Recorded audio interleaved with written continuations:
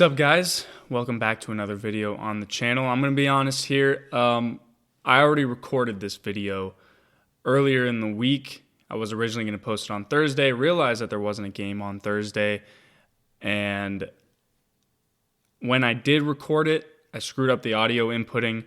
Everything came out of the left speaker or the left earphone. Screwed it up, couldn't fix it. I'm not an editing pro, so maybe I could have figured it out, but here we are again, attempt number 2.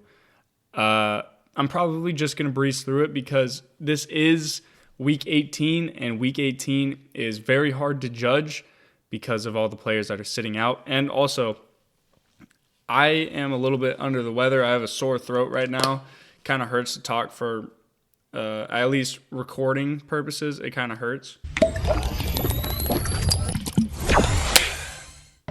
But I'll go over, pick my winners.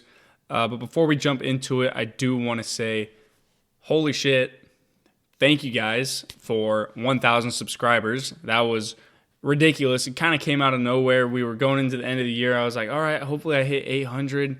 That'll be cool. I set my goals already for next year. I was like, okay, 1,000. This is what we want to hit by the end of the year. January 2nd, hit 1,000 subscribers. We're currently at like 1,200, I think, right now, which is insane. You guys are blowing up my videos, showing a lot of support, showing a lot of disagreement, which is okay. That's what this is about. All about the talking. But yeah, let's just get straight into it. As the graphic has listed, it is Thursday Night Football, but it's not. It's actually Saturday. Steelers and Ravens. And with the people sitting out, I know that Lamar is sitting out, but Tyler Huntley is a serviceable backup. He was their quarterback for a lot of the time last year.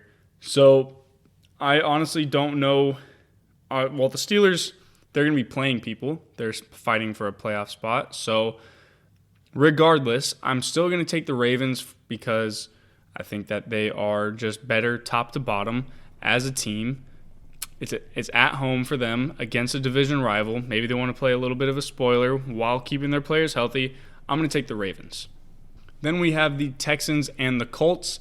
This one, AFC South, the matchups are kind of hard to predict because it always seems like they go with series splits between all the AFC South teams.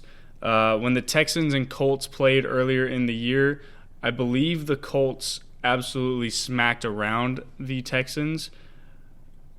Smacked around is a bit of a reach. They won by 11 at Houston, so now they're at home. But I think all year long, the Texans have been, I guess, standing out more to me. I've been more impressed by the Texans this year, especially when they have C.J. Stroud in. And Devin Singletary has basically revived his career in the second half of the season. So I'm going to take the Texans. The Colts' performance against the Raiders, they probably should have won by more, and that's due to the Raiders basically shooting themselves in the foot, not so much the Colts outplaying them or outcoaching them. So I'm going to take the Texans. The Jags and the Titans. So the Jags and the Titans. This is another AFC South matchup with a Jags team that has been struggling to close off the year and a Titans team that has just been struggling all year long. They're not going to have Will Levis. They're going to be back to Ryan Tannehill. I'm just going to take the Jags in this one. The Titans are not a very good team.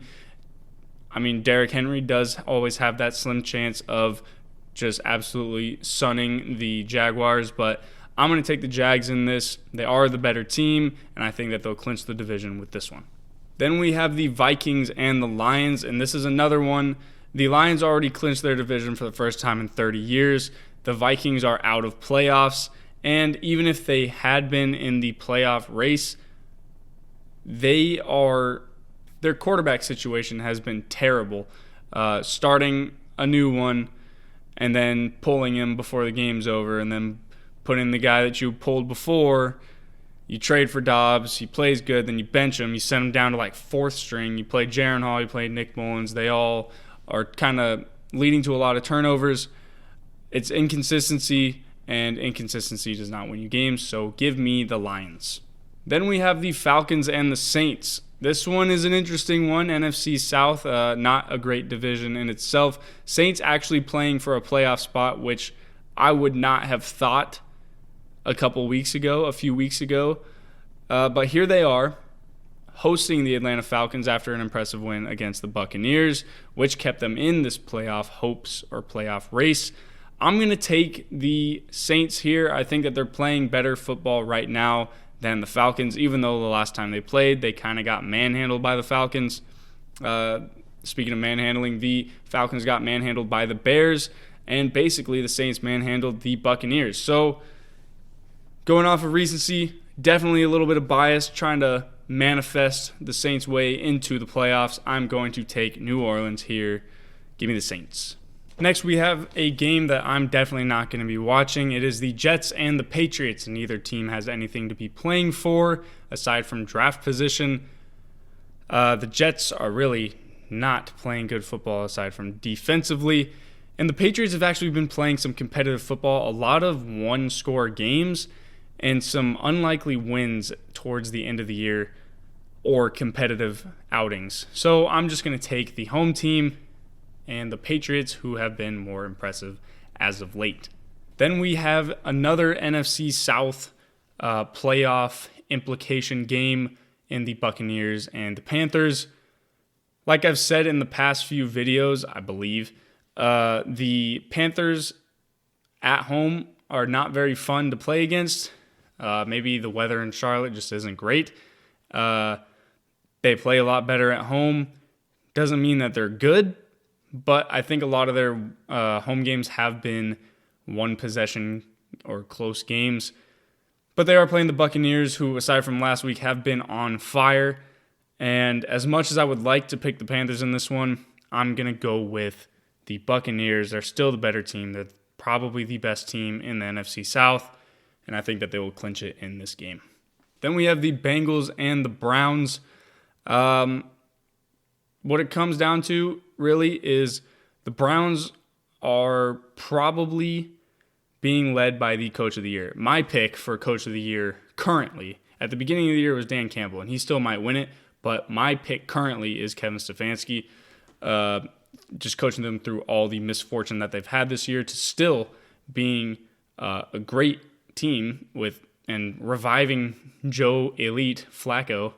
But in the last few matchups, I think it's been 6 out of the last 7, the Browns have beat the Bengals. They basically own them, so I'm going to go with Cleveland in this one. Then we have some NFC North action in the Bears and the Packers. And this one, who would have thought that these two teams would both have a chance at playoffs in Week 18 in 2023/24? The Bears are obviously going to need some help, but the Packers are a win and in scenario. But I think that they're both kind of on an evening the scale in terms of how they're playing right now, talent. The Bears are catching fire in this last quarter of the season, and Jordan Love just had a great game last game, and as did all the Packers. But I'm gonna go. I guess what it comes down to for me is, like I said in the last couple picks, Lambeau Field, end of the year. You have a good coach, you have a good team, you have a good quarterback. I'm going to take the Packers in this one to clinch their spot in the playoffs over the Bears. I'm sorry, Bears fans. I don't hate you. I actually think that you guys have a bright future, if that helps at all. Then we have the Cowboys and the Commanders. This one's pretty simple. The Cowboys are playing for their division. They're playing for seeding. And what better game for them to have than to go against the Commanders, who have the worst defense in the league. They've been getting walked all over all season long. So give me the Cowboys, and I'm going to lock them up this week. Last lock of the week. Let's go 16-1 to finish off the year. Then we have the Raiders and the Broncos. I kind of messed up this graphic too, but I know that obviously Russell Wilson is being benched for this last game of the year, and Jarrett Stidham's starting. And I know that Antonio Pierce said that you get paid to play 17 games in a season, and that's exactly what they're going to do. They're not going to sit anybody. They're going to play, and he's going to go out there and win the last game of the season, finish them off with an 8-9 record. I believe that's what they'll land at if they win. And he's going to end on a high note and solidify his job, even though he already has, as the next Las Vegas Raiders, almost said Oakland, Las Vegas Raiders head coach. Then we have the Eagles and the Giants, and this is kind of similar to the Cowboys and Commanders game. I think it's going to be pretty favorable for the Eagles, except they've been playing some bad football. They just got upset by the Cardinals last week. Their defense they cannot stop a soul right now. So maybe Tyrod Taylor and Darius Slayton can cook something up against that Eagles defense like they just did against the Rams. But I'm still going to go with the safe pick. I'm going to go with the Eagles. Then we have the Seahawks and the Cardinals. And the Cardinals coming off of an impressive win. I think they've been playing some pretty close games in the last few weeks. And the Seahawks, while they've been playing some close games, they've been close wins. And that's not really what you want. Well, obviously, any win is better than a loss. But I feel like the Cardinals have been heating up, and the Seahawks have been kind of slowing down, especially with their run defense. And so their run defense, they gave up so many yards to Najee Harris, which has not happened a lot this year. He had 125 yards and 2 touchdowns. James Conner has been running all over teams in the past few weeks. So I think that it could happen again, and I'm actually confident in it enough to happen again that James Conner is going to lead the Cardinals over the Seahawks in the upset of the week, the last one of the season. Give me the Cardinals. Then we have the Rams and the 49ers, and both these teams are clinched, so both these teams are sitting people. I think Stafford and Kupp are sitting, and CMC and Purdy are sitting. I'm not sure about like Debo and Ayuk, and as far as the defensive guys, but I'm still going to take the 49ers, their roster, and they're just overall a better team. They are at home. They would have been at home anyway if they were in LA, but I'm going to take the 49ers. Then we have the Chiefs and the Chargers. Patrick Mahomes not playing. Doesn't matter. I think Blaine Gabbert will still have a fairly decent game against a not decent Chargers defense. I just don't think that them benching Mahomes really is enough for me to pick the Chargers against them. Could end up backfiring, but give me the Chiefs. And the last Sunday night football regular season game of the year, the Dolphins and the Bills. And if I'm not mistaken, this is for the AFC East title. The Dolphins could just absolutely choke it away from to a Bills team that was out of the playoff race only a few weeks ago. So, given the Dolphins' track record against teams that are above 500 and that are basically good teams, they've had one good win, and that was against the Cowboys. And this team and the Bills decimated the Cowboys. So, if you do a little bit of quick football math, that might add up. So I'm going to take the Bills in this one to end off the year. Those are my picks. That was a little rough. But thank you guys so much for watching. Again, thank you so much for the support. It means a shit ton. It really does. Seeing my videos blow up like that is just absolutely insane. I never thought I'd even sniff numbers with a K behind my viewership or the subscriber count, but it's badass. It really is, and I really appreciate it. Maybe I could do something cool for it. I haven't really thought of it. It's not really something I thought I would hit this soon, so it kind of took me off guard, but be ready for some playoff videos and some more concept videos in the future. I do have my Discord and my membership program live right now. They will both be detailed in the description below. Make sure, get in the Discord. You'll get a lot of valuable information about the channel, more than I would post on the community tab. and mainly regarding kind of videos that I'll be posting. But until the next video, I'll see you guys later. Thank you for watching again. I love you. Mwah. Goodbye. Later. Get out of here. See ya.